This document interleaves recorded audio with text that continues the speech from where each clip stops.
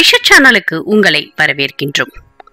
6/6/2024 வியாழக்கிழமை அன்று வைகாசி மாதத்துல வரக்கூடிய அமாவாசை திதியாகும். இந்த நாள்ல முன்னோர்களை எவ்வாறு வழிபாடு செய்வது, இந்த நாளுடைய சிறப்புகள் என்ன, இந்த நாள்ல நாம் செய்ய வேண்டிய 3 தானங்கள் என்னென்ன என்பதை பற்றியெல்லாம் தான் இந்த பதிவுல தெரிஞ்சுக்க போறோம். ஐஷா சேனலை சப்ஸ்கிரைப் பண்ணிக்கோங்க, பக்கத்துல இருக்கிற பெல் ஐகானையும் பிரஸ் பண்ணிக்கோங்க.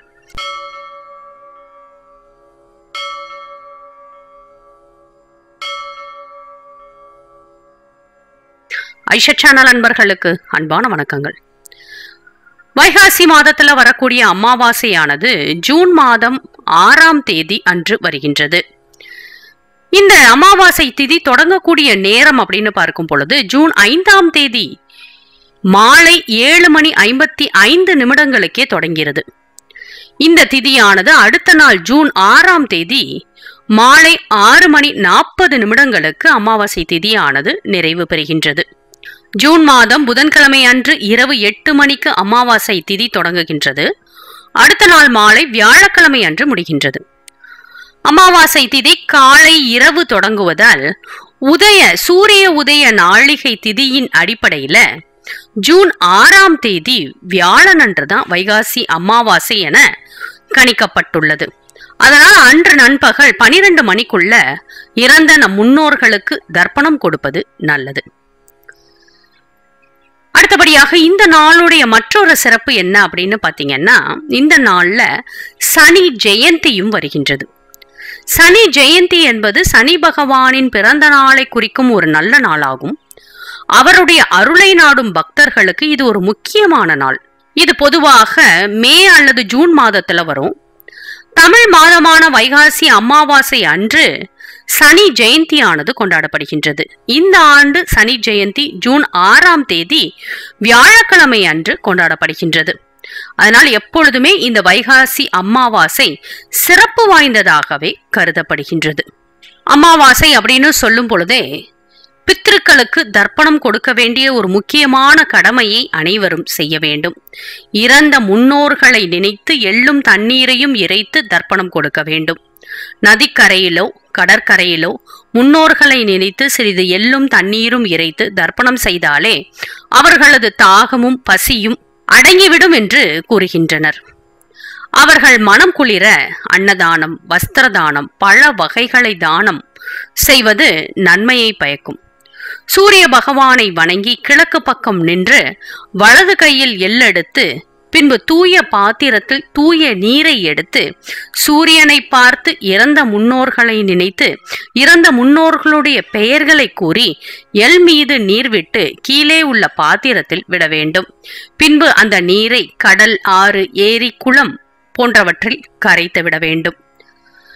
சந்தர்ப்ப சூழ்நிலை காரணமாக அமாவாசை திதி தர்ப்பணம் தர இயலாதவர்கள் அன்றைய தினம் உங்கள் வீட்டிலேயே முன்னோர்களை வழிபட்டு கருப்பு மற்றும் வெள்ளை எள் கலந்த சாதத்தை காகங்களுக்கு உணவாக வைக்கலாம்.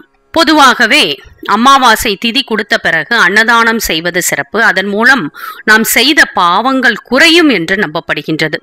அந்த வரிசையில அமாவாசை திதியில நாம் செய்ய வேண்டிய தானங்கள் என்னென்ன என்பதை பற்றி கண்டிப்பாக தெரிந்து கொள்ள வேண்டும்.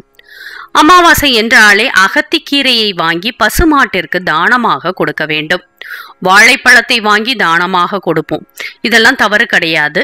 இது தவிர இன்னும் 2 பொருட்களை வாங்கி பசுமாட்டிற்கு தானமாக கொடுப்பது மேலும் நல்ல பலனை நமக்கு கொடுக்கும். பச்சரிசியும் வெல்லமும் தான் அந்த 2 பொருட்கள். அதே போல அமாவாசை தினத்தில் ஒட்டுமொத்தமாக எல்லோரும் கொண்டு போய் அகத்திக்கீரையை, வாழைப்பழம், பச்சரிசி, வெல்லம் என்று பசுமாட்டிற்கு வைத்தால் அது கண்டிப்பாக சாப்பிடாது. ஏன்னா எல்லோருமே இந்த பொருட்களை பசுமாட்டிற்கு கொடுப்பார்கள். பசி என்பது தினமும் வரக்கூடியதுதான். நீங்கள் கொஞ்சம் பச்சரிசி, கொஞ்சம் வெல்லம் வாங்கி போய் அந்த பசுமாட்டை பராமரிக்கக்கூடிய சொந்தக்காரருடைய கையில கூட தானமாக கொடுக்கலாம். அதை அடுத்து வரக்கூடிய நாட்கள்ல அவர்கள் பசுமாட்டிற்கு உணவில் கலந்து கொடுத்து விடுவார்கள். அமாவாசை தினத்துல எல்லோர் கையாலும் பசுமாட்டிற்கு உணவு வைக்க வேண்டும் என்று நினைத்தால் அது நல்லதாகவே இருந்தாலும் பசு அவ்வளவு சாப்பாட்டை கண்டிப்பா சாப்பிடாது.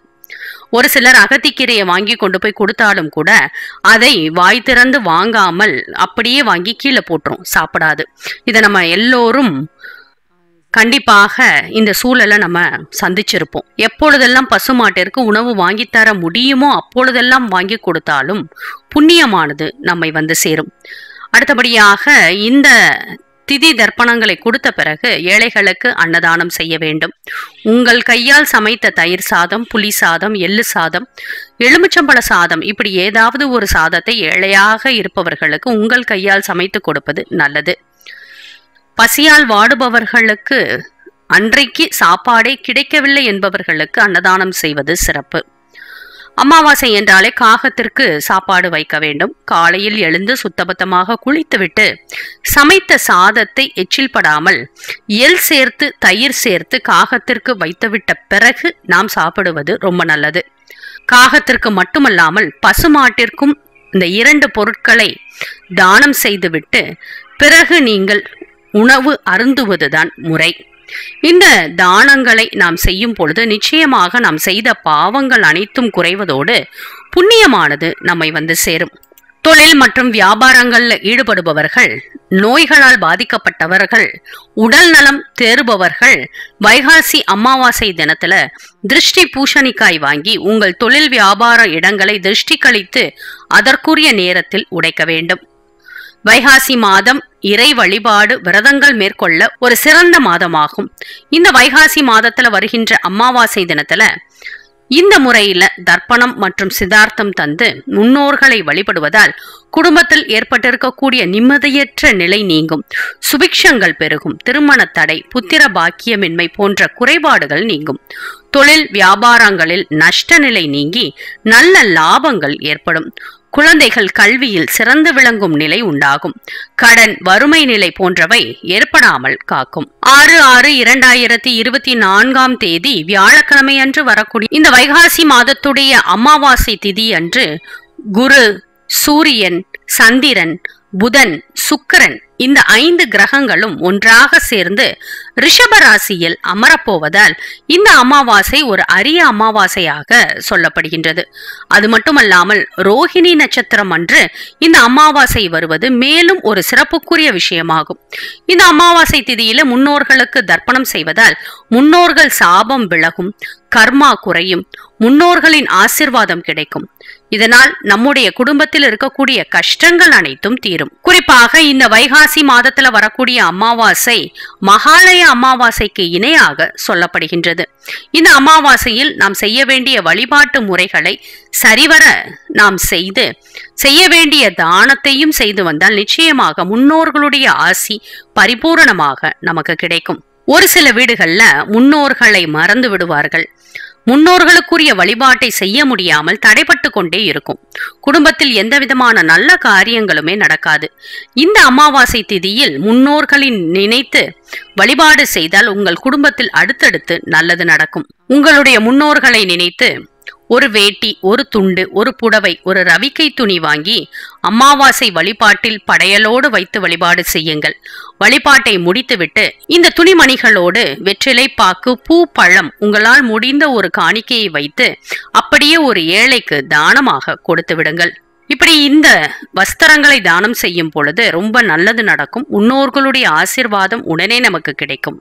நமக்கு ஏற்படக்கூடிய கஷ்டங்கள் அனைத்தையும் போக்குவதற்கு நம் குல தெய்வத்திடம் சென்று முறையிடக்கூடிய சக்தி இறந்த நம் முன்னோர்களுக்கு உண்டு. அதனால் எப்பொழுதுமே நம் குடும்பத்திற்கு வரக்கூடிய கஷ்டங்கள் அனைத்தையும் முன்னோர் வழிபாட்டில் எடுத்து வைக்க வேண்டும். நிச்சயமாக உங்கள் குடும்பம் கஷ்டத்திலிருந்து வெளிவரும். நாம் செய்த கர்மாவும் குறையும் என்பதில் எந்தவிதமான சந்தேகமுமே கிடையாது. இவ்வளவு சிறப்புமிக்க இந்த வைகாசி அமாவாசை தினத்தை தவறவிடாதீர்கள். இறந்த முன்னோர்களை நினைத்து தர்ப்பணம் கொடுத்து தானங்களை செய்து அவர்களுடைய அருளாசிகளை முழுமையாக பெற்றுக்கொள்ளுங்கள். மேலும் இது போன்ற தகவல் அறிய ஐஷா சேனலை சப்ஸ்கிரைப் பண்ணுங்க, ஷேர் பண்ணுங்க, உங்களுடைய கருத்துக்களை எங்களுக்கு பதிவு பண்ணுங்க. நன்றி, வணக்கம்.